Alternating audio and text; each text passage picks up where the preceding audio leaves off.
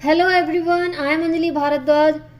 पिछली वीडियो में हमने सीखा था टेबल ऑफ कंटेंट्स और फुटनोट्स के बारे में। इस वीडियो में हम बाकी के टूल्स के बारे में सीखेंगे। सबसे पहले है इंसर्ट साइटेशन। बेसिकली साइटेशन होता क्या है? जब हम कोई भी डॉक्यूमेंट तैयार करते हैं तो उसमें हम कोई भी पैराग्राफ कहीं से लेते हैं, जैसे किसी हमने वो पैराग्राफ बुक से ले लिया या फिर किसी वेबसाइट से ले लिया, तो हमें उस पैराग्राफ का सोर्स डालना होता है कि हमने ये पैराग्राफ इस बुक से लिया है, इस वेबसाइट से लिया है। इसी को हम साइटेशन बोलते हैं। इस डॉक्यूमेंट में अब हम साइटेशन कैसे इंसर्ट करेंगे, इसके लिए हम इंसर्ट साइटेशन पे क्लिक करेंगे। क्लिक करने के बाद हम ऐड न्यू सोर्स पे क्लिक करेंगे। इसके बाद क्या है, यहाँ पे टाइप ऑफ सोर्स, मतलब जो आपने पैराग्राफ लिया है वो किस बुक से या फिर किस वेबसाइट से लिया है, इसमें हमें सोर्स डालना है। यहाँ पे देखो बहुत सारे सोर्स दे रखे हैं, वेबसाइट, रिपोर्ट, इंटरव्यू, फिल्म। ठीक है, फिलहाल हम बुक सेलेक्ट कर लेते हैं। इसके बाद है हमारा ऑथर नेम, उस बुक का ऑथर कौन है जिससे आपने पैराग्राफ लिया है, तो हमने यहाँ पे डाल दिया नेपोलियन हिल्स। इसके बाद है टाइटल। आप उस पैराग्राफ को शॉर्ट में कैसे डिफाइन करोगे, हमने यहाँ पे लिख दिया एम्पावर।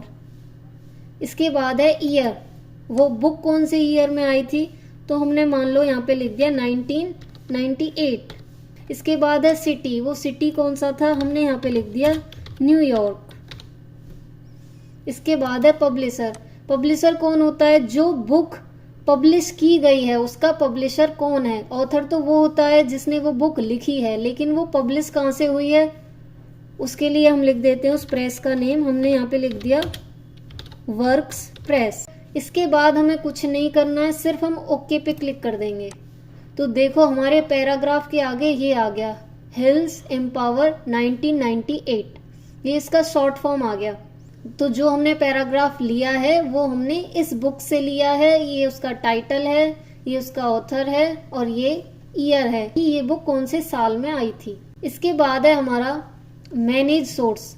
मैनेज सोर्स पे क्लिक करेंगे। जो साइटेशन हमने पहले डाल रखे हैं यहाँ से हम उनको एडिट कर सकते हैं। ठीक है, ये यहाँ से हम इस पे क्लिक कर देंगे तो ये कॉपी हो जाएगा और हम इसको दोबारा कहीं पर भी ऐड कर सकते हैं। ये हमारा डिलीट यहाँ पे कर दिया तो हमारा ये डिलीट हो जाएगा। देखो हमने ये लिखा है 1998 वाला। अब हमें ये एडिट करना है तो हम एडिट पे क्लिक कर देंगे। तो यहाँ से हम कोई भी अपनी डिटेल, ऑथर का नेम अगर हमें चेंज करना है, ईयर चेंज करना है, कुछ भी हमसे मिस्टेक हो गई है, हमें दोबारा एडिट करना है, तो हम यहाँ से एडिट कर सकते हैं। इसके बाद है हमारा न्यू पे क्लिक करेंगे तो यहाँ से हम और भी कोई भी साइटेशन इसमें ऐड कर सकते हैं। ठीक है, यहाँ से हम क्रॉस पे क्लिक करके क्लोज करेंगे इसे। इसके बाद है हमारा स्टाइल। स्टाइल में क्या है, बेसिकली जो भी हमने साइटेशन लिखे हैं ये उनका स्टाइल है। इसमें बहुत सारे ऑप्शंस हैं, APA, शिकागो, GB 7714, ये हमारे सारे साइटेशंस के स्टाइल हैं। अब है हमारा बिब्लियोग्राफी। बिब्लियोग्राफी बहुत ही इम्पोर्टेंट होता है अगर आप कोई भी डॉक्यूमेंट तैयार करते हो, कोई भी फाइल तैयार करते हो या फिर कोई भी रिपोर्ट तैयार करते हो। अब देखो जो हमने साइटेशंस में डिटेल डाली थी, हिल्स इसका ऑथर था, एम्पावर इसका टाइटल है और 1998 इसका ईयर है बुक का। लेकिन हमने साइटेशंस में और भी डिटेल डाली थी। अगर हमें वो सारी डिटेल इसमें इंसर्ट करनी है तो वो हम बिब्लियोग्राफी का यूज करके इंसर्ट करते हैं। कैसे करेंगे, पहले यहाँ पे हमने कुछ स्पेस क्रिएट किया और इसके बाद हमने बिब्लियोग्राफी पे क्लिक किया। ठीक है, इसमें बिब्लियोग्राफी के बहुत सारे स्टाइल्स दे रखे हैं कि आपको इस तरह से चाहिए अपनी डिटेल, या फिर आपको इस तरह से चाहिए या फिर इस तरह से। ठीक है, हमने ये रेफरेंसेज पे क्लिक कर दिया तो देखो ये हमारी डिटेल इंसर्ट हो गई इसमें। देखो मैं इसमें थोड़ा स्पेस कम करती हूँ तो देखो ये हमारे रेफरेंसेज इंसर्ट हो गए हैं। ये जो पहले वाले डाल रखे थे ये भी इंसर्ट हो गए हैं।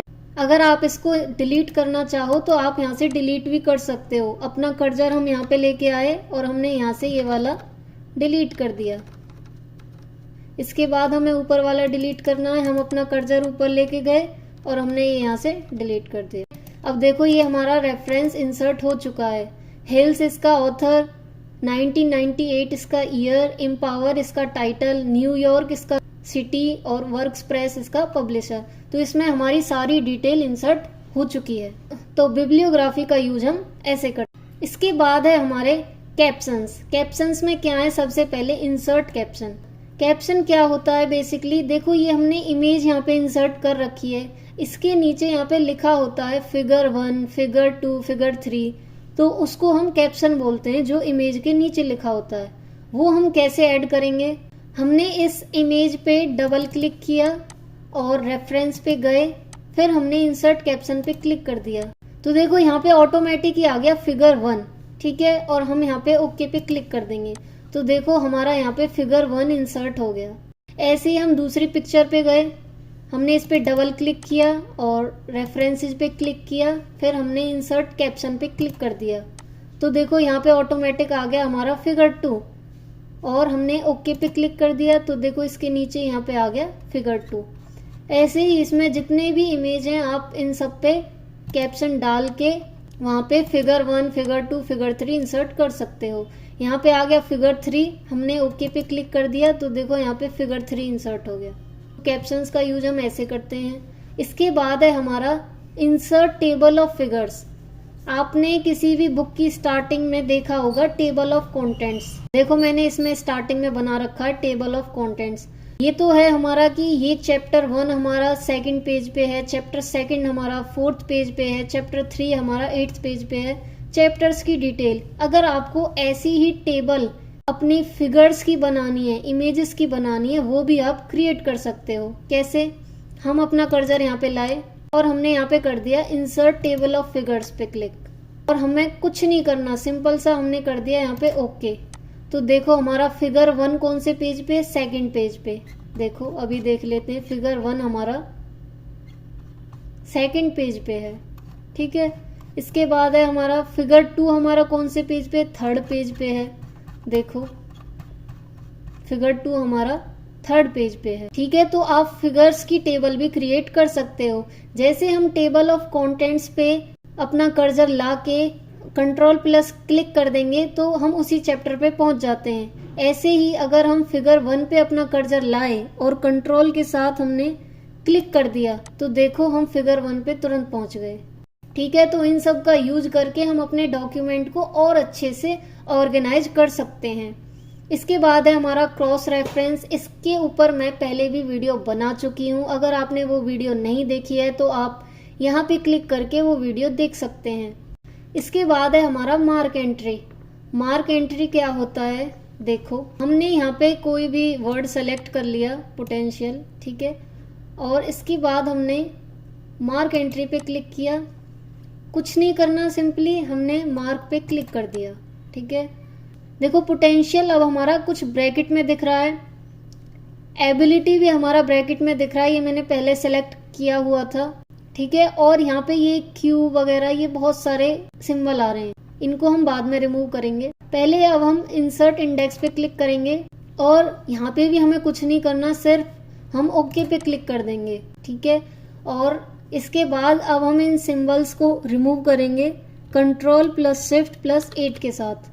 जैसे ही मैंने Ctrl+Shift+8 प्रेस किया तुरंत हमारे वो जो सिंबल्स आ रहे थे वो रिमूव हो गए। अब देखो एबिलिटी, पोटेंशियल, ट्रेनिंग और ये पूरा जो टेक्स्ट है ये एक अलग एंट्री हमें दिख रही है। अगर हमें अपनी कोई भी टेक्स्ट अलग से हाईलाइट करनी है या फिर अलग से शो करनी है तो हम मार्क एंट्री का यूज करके वो अलग से शो कर सकते हैं। बाकी के जो हमारे पहले वाले भी इंसर्ट हो गए हैं उनको आप रिमूव कर सकते हो। अपना कर्सर यहाँ पे लेके जाएंगे और यहाँ से हम इन्हें डिलीट कर देंगे, ठीक है। ये ट्रेनिंग भी हमें नहीं चाहिए, हमने ये भी डिलीट कर दिया।